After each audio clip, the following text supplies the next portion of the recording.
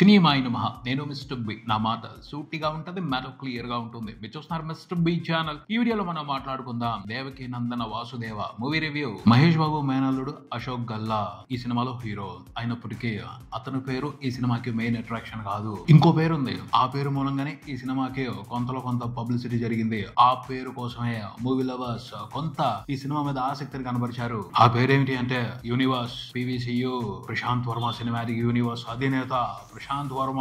ఆ పేరు మూలంగానే ఈ సినిమాకు సంబంధించి కొంతమంది కాకపోతే కొంతమంది మూవీ లవర్స్ అయినా కొన్ని ఎక్స్పెక్టేషన్స్ పెట్టుకుని ఉన్నారు. అంటే ఆ ఎక్స్పెక్టేషన్స్ కు తగ్గ రెస్పాన్స్ అయితే థియేటర్స్ దగ్గర కనిపించలేదు, బట్ పెట్టుకుని ఉన్నారు. ఏదైనా మంచి టాక్ వస్తే ప్రశాంత్ వర్మ కోసం ఈ సినిమాని చూడొచ్చు అని ఎక్స్పెక్టేషన్స్ పెట్టుకుని ఉన్నారు. మాట్లాడుకుందాం ఆ ఎక్స్పెక్టేషన్స్ ని, సినిమాలో ఉన్న కంటెంట్ ఎంతవరకు రీచ్ అయిందో, ఎలాంటి ఎంటర్టైన్మెంట్ ఈ సినిమాలో ఉందో మన సమీక్షలో. కథ విషయానికి వస్తే ఒక శిల్పికి ఒక దైవ ఉత్సాహం వచ్చేసింది. తెలియకుండానే దేవుడు ప్రేరేపించినట్టు ఒక రాయి దగ్గరికి వెళ్లి ఒక విగ్రహాన్ని చెక్కేశాడు. అది శ్రీకృష్ణుడు. ఎక్కడైనా శ్రీకృష్ణుడు ప్రసన్నంగా ఉంటాడు, లేకపోతే మురళీధారి అయి ఉంటాడు, అంటే ఫ్లూట్ పట్టుకుని ఉంటాడు. కానీ ఆ శిల్పి చెక్కిన విగ్రహంలో శ్రీకృష్ణుడు చక్రధారి అయి ఉన్నాడు. ప్రపంచంలో ఎక్కడా లేని విధంగా శిల్పి ఆ విగ్రహాన్ని అలా ఎందుకు చెక్కాడు? అలా చెక్కటం మూలంగా జరగాల్సిన ప్రయోజనం ఏమిటి?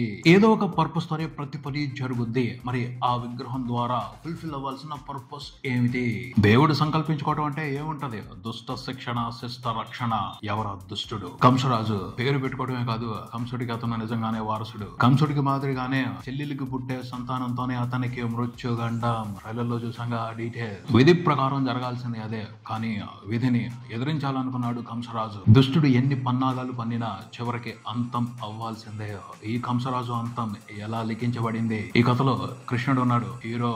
ఆ కృష్ణుడికి ఈ కంసరాజుకి ఏమిటి సంబంధం? లేదా వీళ్ళిద్దరి మధ్యన ఎక్కడో ఒక చోట క్లాష్ మొదలవ్వాలి. అది ఎలా మొదలైంది? చివరికి కంసరాజు అంతం ఎలా డిసైడ్ అయ్యింది? తెలుసుకోవడమే సినిమా. విశ్లేషణ విషయానికి వస్తే మనం ఇక్కడ కథని డిస్కస్ చేసినంత ఇంట్రెస్టింగ్ గా, ట్రైలర్ లో కనిపించినంత ఆసక్తిగా అయితే కంటెంట్ లేదు. ప్రస్తుతం మార్కెట్ లో ఓ ఫార్ములా నడుస్తుంది. ఆ ఫార్ములాను బేస్ చేసుకుని సినిమాల్ని అమ్ముకోవడం కోసం ఎక్కువ తాపత్రయం కనబడుతుంది. పకడ్బందీగా కథ రాసి మంచిగా కథని చెప్తే ఫార్ములాల్ని నమ్ముకోవాల్సిన అవసరం లేదు.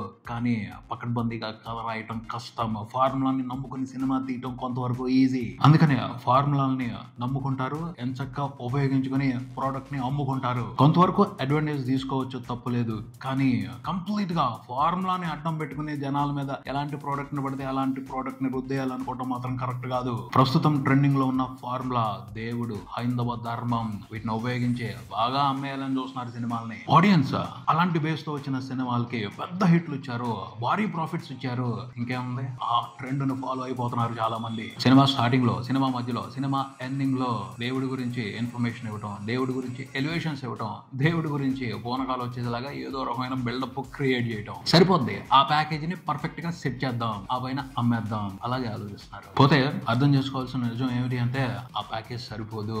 జనాలు సినిమాని యాక్సెప్ట్ చేసి ఎంజాయ్ చేసి బ్లాక్ బస్టర్ చేయాలి అంటే ఖచ్చితంగా మంచి కంటెంట్ ఉండాలి. కంటెంట్ తో పాటు ఫార్ములాలో ఉన్న మ్యాటర్ కూడా మిక్స్ అయితే అప్పుడు పెద్ద బ్లాక్ బస్టర్ అవుద్ది సినిమా. కంటెంట్ వీక్ గా పెట్టుకుని, కథ సరిగ్గా రాసుకోకుండా వీక్ స్క్రీన్ ప్లే ని పెట్టుకుని గేమ్ ఆడాలి అని చూస్తే, దేవుడి ఫోటోని పెట్టుకుని ఆ సినిమాని అమ్మేసుకోవాలి అని చూస్తే ప్రతిసారి పప్పులు ఉడకావు. ప్రశాంత్ వర్మ హనుమాన్ మూవీలో హనుమాన్ ని మాత్రమే చూపించి సినిమాని అమ్మేయలేదు.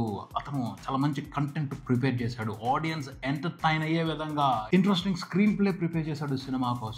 అవన్నీ కలిసాయి, అవన్నీ చక్కగా కుదిరాయి కాబట్టి సినిమా 300 కోట్లకు పైన కలెక్షన్స్ చూసింది. ప్రశాంత్ వర్మ ఈ సినిమాకి కథ ఇచ్చాడు అని బాగా పబ్లిసిటీ జరిగింది. పబ్లిసిటీ కోసమే ఆ పేరు వాడుకున్నారు అనిపించింది.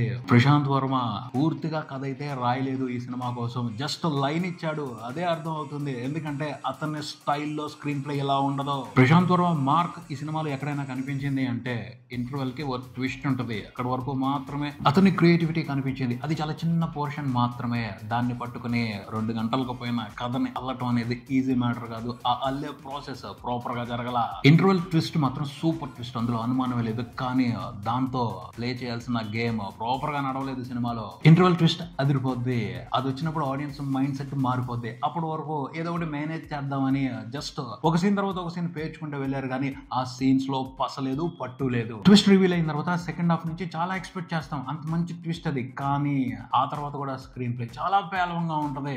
క్లైమాక్స్ అయితే అలా డ్రైవ్ చేసుకుంటూ వచ్చి క్లైమాక్స్ దాకా కథ వెళ్ళింది అని అనిపించదు. ఇక చాలు ఇక్కడ కాపేద్దాం సినిమాని అని క్లైమాక్స్ మొదలు పెడతారు. అన్ని వీక్ ఈ సినిమాలో. కథ week, screen play week, characters week, villain character week, hero character కూడా వీక్. కానీ హీరో వీక్ కాదు, ఎందుకంటే హీరో తన పాత్ర పరిధి మీద బాగా చేశాడు. కాకపోతే ఆ పాత్ర కూడా చాలా లిమిటేషన్స్ పెట్టారు. కథలో ట్విస్ట్ హీరోది కాదు, కానీ హీరో సపోర్ట్ ఆ ట్విస్ట్ కావాలి.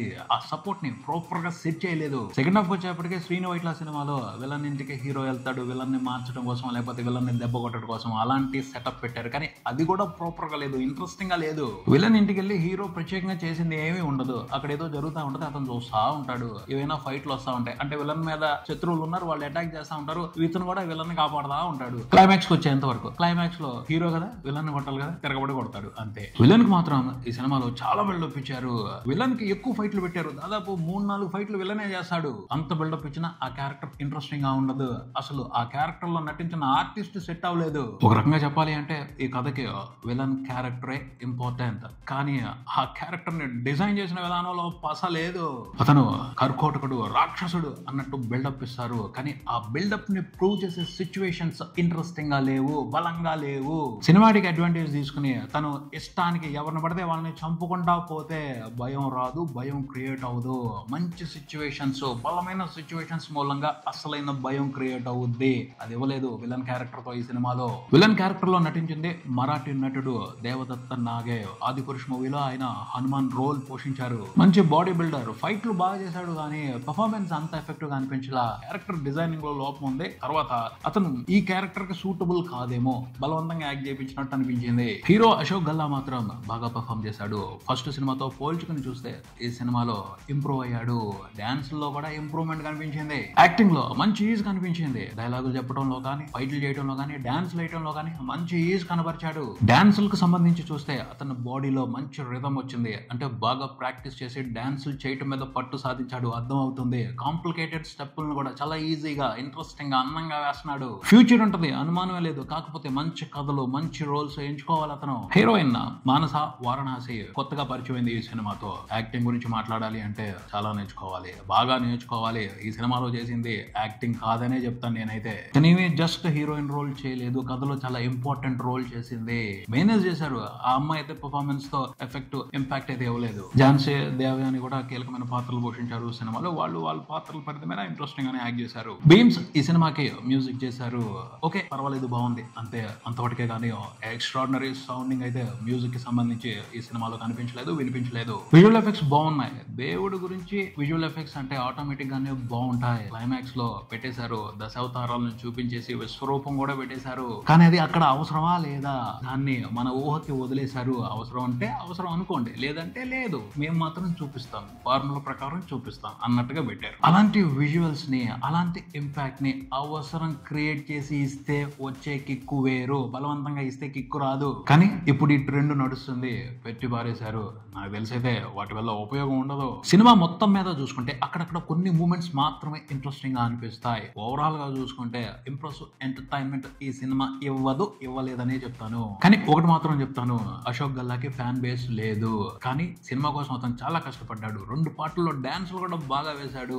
ఫైట్లు ఎక్కువ పెట్టలా. ఇంట్రెస్టింగ్ ఫైట్లు విలన్ కి పెట్టారు, ఇతనికి పెట్టలేదు, అది ప్రాబ్లం. కానీ తనకు అవకాశం ఉన్న మేర చాలా బాగా చేశాడు అశోక్ గల్లా. అతని కోసం కావాలనుకుంటే ఒకసారి టైం పాస్ కోసం ఈ సినిమాని చూడొచ్చు, అంతేగాని వేరే విషయాల గురించి పొరపాటున కూడా ఎక్స్పెక్టేషన్స్ పెట్టుకోవద్దు. ఇది ఇక్కడికి మరో వీడియోతో మళ్ళీ కలుద్దాం. ఈ వీడియో మీకు నచ్చితే లైక్ చేయండి, మీ ఫ్రెండ్స్ తో షేర్ చేసుకోండి, మీ అభిప్రాయాన్ని కామెంట్ చేయండి, ఈ ఛానల్ ని సబ్స్క్రైబ్ చేయండి. నేను mister B, watching mister B channel. Thank you.